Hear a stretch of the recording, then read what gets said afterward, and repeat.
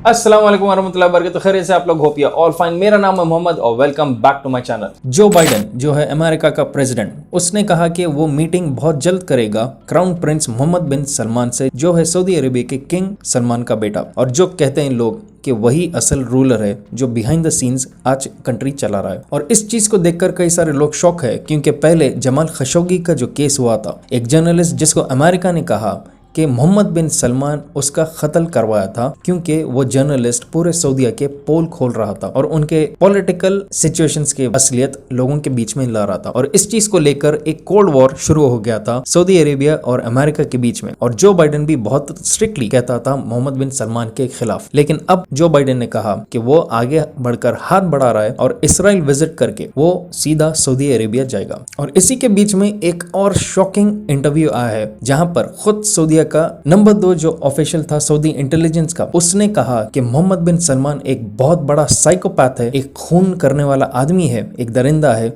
जिसको कोई फीलिंग और सिंपैथी किसी भी इंसान के जिंदगी की तरफ नहीं है। इसका नाम है साद अल जाबरी। ये एक जमाने में नंबर 2 रैंकिंग पे था सऊदी इंटेलिजेंस में, और उसने कहा कि मोहम्मद बिन सलमान कि जो इमेंस वेल्थ है, मतलब कि इतना ज्यादा जो पैसा उसके पास है, उसकी वजह से वो एक थ्रेट आज दुनिया को बन चुका है। साद अल जाबरी ने एक इंटरव्यू में कहा कि क्राउन प्रिंस मोहम्मद बिन सलमान, जिसको MBS के नाम से जाना जाता है, वो एक बहुत बड़ा साइकोपैथ है।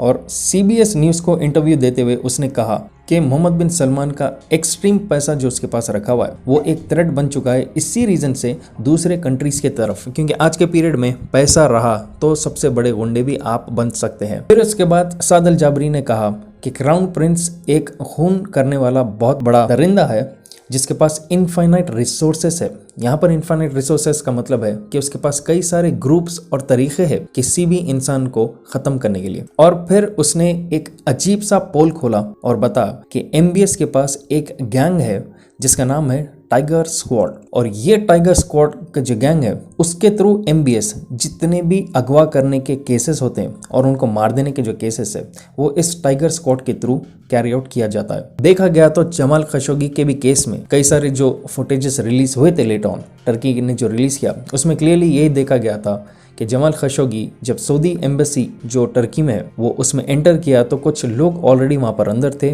वो उसको मार दिए, उसके टुकड़े कर दिए और अलग अलग बैग्स में उसके बॉडी के हिस्सों को बाहर कहीं लेकर जाकर उसको एसिड में डिसॉल्व कर दिया गया, क्योंकि आज तक उसकी लाश नहीं मिली। लेकिन जब वारंट्स निकले तो उन आदमियों को गायब कर दिया गया। फिर उसके बाद साद अल जाबरी ने कहा कि MBS एक साइकोपैथ है जिसके पास कोई तरस नहीं है किसी के लिए भी, कोई इमोशंस नहीं उस आदमी में, और उसके पास कोई प्रॉपर एक्सपीरियंस नहीं डिप्लोमेसी का। और फिर उसने कहा कि ये क्लियरली प्रूफ है कि जिस तरह से MBS की गैंग कत्ल गारत करते फिर रही है वो उससे एविडेंट है कि MBS का कैसा मेंटल स्टेट है। अल जाबरी है कौन? ये पहले एक लॉन्ग टाइम एडवाइजर था मोहम्मद बिन नाइफ का, और मोहम्मद बिन नाइफ को जून 2017 में उसके पोस्ट से हटा दिया गया था। सऊदी क्राउन प्रिंस का जो पोस्ट था उससे हटाकर मोहम्मद बिन सलमान को वहां पर बिठा दिया गया, और ये क्लिप्स काफी वायरल उस पीरियड में हुए थे। और उसी वक्त अल जाबरी अपनी जान के लिए वो डर कर सऊदीया से वो भागा और कनाडा में जाकर रह गया, जहां पर उसका रेजिडेंस आज भी है। बताया जाता है कि 2020 में अल जाबरी ने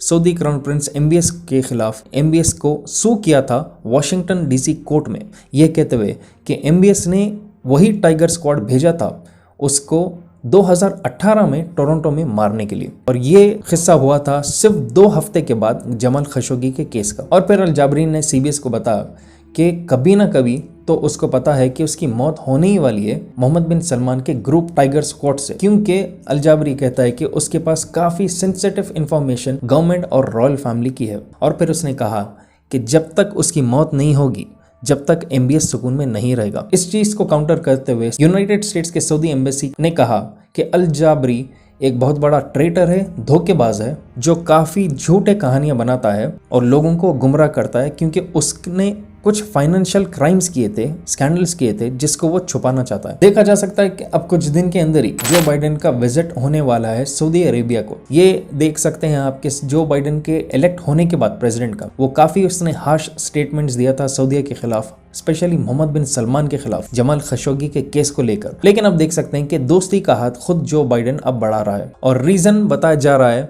दोनों की मीटिंग का डिस्कस करने के लिए रीजनल और ग्लोबल इश्यूज।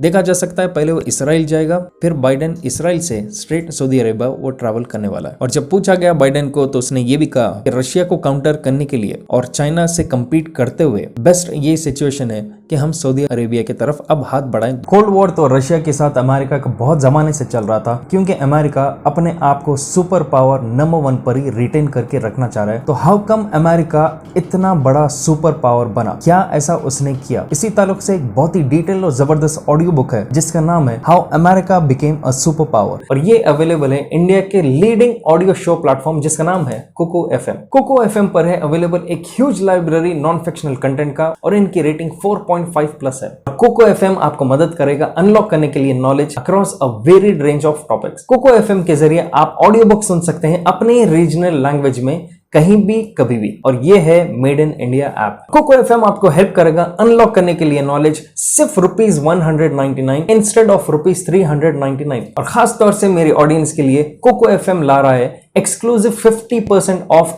फर्स्ट 250 यूजर्स के लिए। लिंक मैंने नीचे डिस्क्रिप्शन में दे दिया है, डाउनलोड करिए कोको एफएम और ऑफर का फायदा उठाने के लिए मेरा कोड MD50 इसको यूज कीजिए। तो फायदा पूरी तरह उठाइए कोको एफएम के जरिए और जबरदस्त नॉलेज गेन कीजिए। Now let's get back to the video. लेकिन आपको क्या दिखता है इस चीज के बारे में? क्या जो बाइडेन वाकई यही रीजन से मोहम्मद बिन सलमान से आज हाथ मिला रहा है, या कुछ और रीजन है मिडिल ईस्ट का जिसको लेकर टेंशन में? क्या रशिया का स्टैंड है एज अ सुपर पावर, क्या चाइना का stand as a super power, या टर्की को दबाने की कुछ ना कुछ कोशिश अब प्लानिंग स्टार्ट हो रही है? क्योंकि बताया जाता है कि 2023 में टर्की के पास कुछ पावर्स आ जाएंगे। क्या वो पावरफुल हो सकेगा या नहीं, या सऊदी अरेबिया का मोहम्मद बिन सलमान ने जो टर्की के एर्दोगान से हाथ मिला उसमें भी कुछ गेम है, और ये पूरा एक इंटरनल पॉलिटिकल गेम चल रहा है। तो क्या साद अल जाबरी का स्टेटमेंट एक झूठ है मोहम्मद बिन सलमान के कैरेक्टर को डिफेम करने के लिए, या वो वाकई उसने कुछ सच कहा जिसको आज सऊदी गवर्नमेंट